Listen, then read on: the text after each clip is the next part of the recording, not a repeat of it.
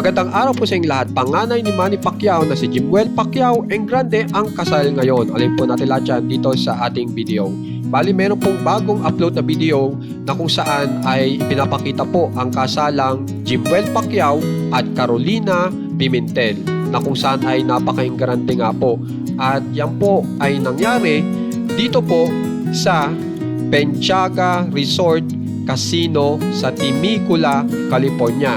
At ang naging tema nga po ng kasuotan nila ay Baby Pink Team na kung saan ay naka all white suit si Jimwell na may blush pink na korbata. Habang nakasuot naman ng classic white bridal gown si Carolina.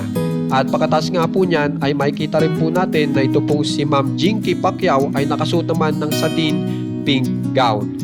Bali po ang nagkasal sa kanila ay isang pastor na ang pangalan po ay Dudley Rutherford. At talagang naging emotional daw po itong si mother and son dance ni na Jimwell at Jinky habang ipinapalabas ang kanyang mga baby photos sa screen. Nag-alay din ng kanta si Jinky Pacquiao para sa bagong kasal. So napakaganda nga po ng nangyari sa kasalan ni Jimwell Pacquiao.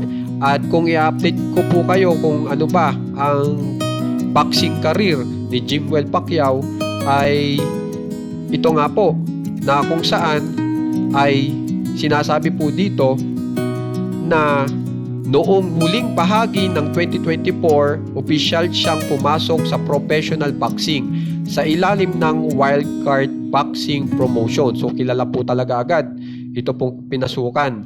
At ang nakalagay nga po dito ay matapos ang matagumpay na amateur stint na may 5-1 record. So maganda naman po ang record dito ni Jimwell Pacquiao. Pero sa ngayon daw po ay pahinga po muna si Jimwell Pacquiao dahil nga po sa naturang kasal.